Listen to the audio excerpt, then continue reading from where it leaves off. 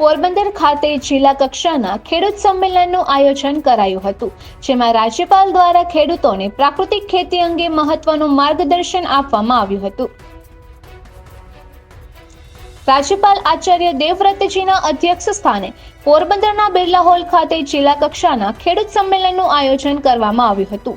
RAF global સંસ્થા દ્વારા આયોજિત આ કાર્યક્રમમાં ખેડૂતોએ પ્રાકૃતિક ખેતી કરવાનો સંકલ્પ લીધો હતો।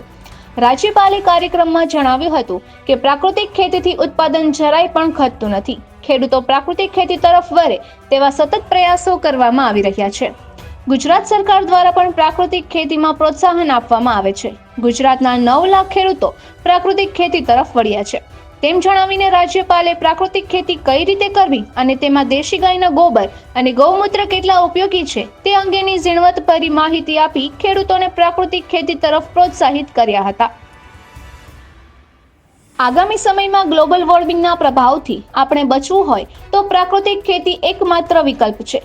જળ સંરક્ષણ અને ભૂમિની ફળદ્રુપતાને કેવી રીતે બચાવી શકાય તેની સમજણ પણ તેઓએ આપી હતી। ધરતી આપણી માતા છે અને હજારો પેઢીથી દરેકનું પાલન પોષણ કોઈ પણ પ્રકારના ભેદભાવ વગર કરે છે।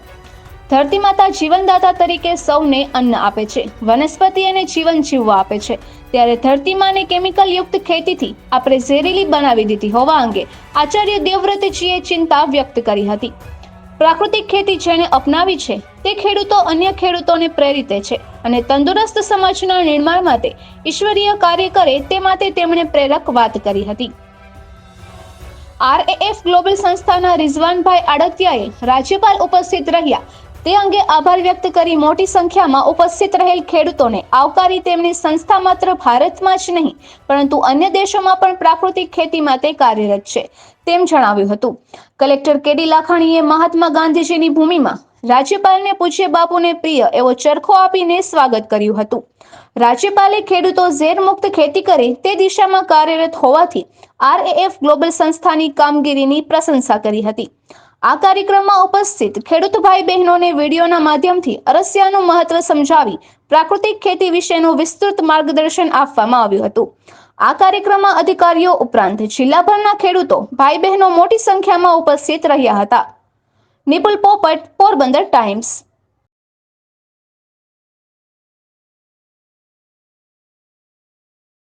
रिजवान भाई ने जो मेहनत कर रखी है ये स्पेशल दुबई से चल के आए, रात दिन इस परिश्रम में लगे कि लोगों का भाग्य बदले। तो ये जो मैं खेती की बात की ये जैविक खेती नहीं है, ये प्राकृतिक खेती, ये ऑर्गेनिक फार्मिंग नहीं, ये नेचुरल फार्मिंग। इससे उत्पादन बढ़ेगा, इससे परमानेंट काम होगा, लागत कम आएगी। लागत इसमें बताओ क्या है? गाय चाहिए घर में 1.5 किलो गुड़ और 1.5 किलो दाल का बेसन और कुछ चाहिए ही नहीं। बाजार में ये भी कि खेडूत ही पैदा करता, गन्ना भी खेडूत पैदा करता, दाल भी खेडूत करता है, गाय उसके घर की, बाकी बाजार से कुछ लेना ही नहीं। जैविक खेती में अब आजकल बड़ी बड़ी कंपनियां बना ली लोगों ने, इनपुट्स बना दिए, वो रासायनिक वालों से भी ज्यादा लूट मचा रहे हैं किसान के लिए। कुछ मत खरीदो वहां से, कोई जरूरत नहीं है वो खरीदने की।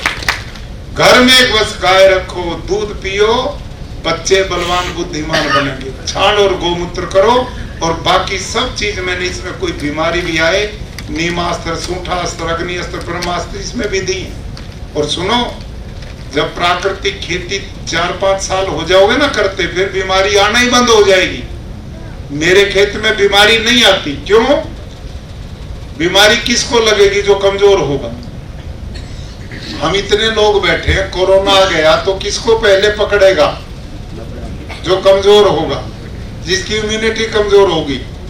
जो बलवान उसको नहीं पकड़ेगा। तो धरती को आपने ये जहर पिला पिला कर उसकी रेजिस्टेंस खत्म कर दी, उसमें रोग से लड़ने की ताकत बेचारी में नहीं बची। एंटीबायोटिक जो रोज खाते हैं वो रोज बीमार रहते हैं। तो आप स्वस्थ कैसे बनोगे? जब धरती मां स्वस्थ बनेगी। इससे जो पैदा होगा उसमें सारे खनिज मिलेंगे, सारे पोषक तत्व मिलेंगे।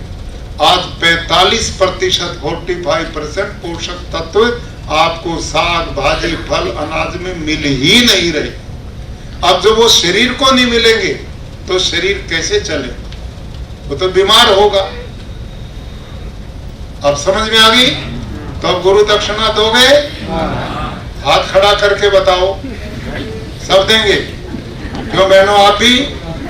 तो मेरी एक ही गुरु दक्षिणा है, जो 1 घंटा 1.5 घंटा भाषण दिया, प्राकृतिक खेती करेंगे।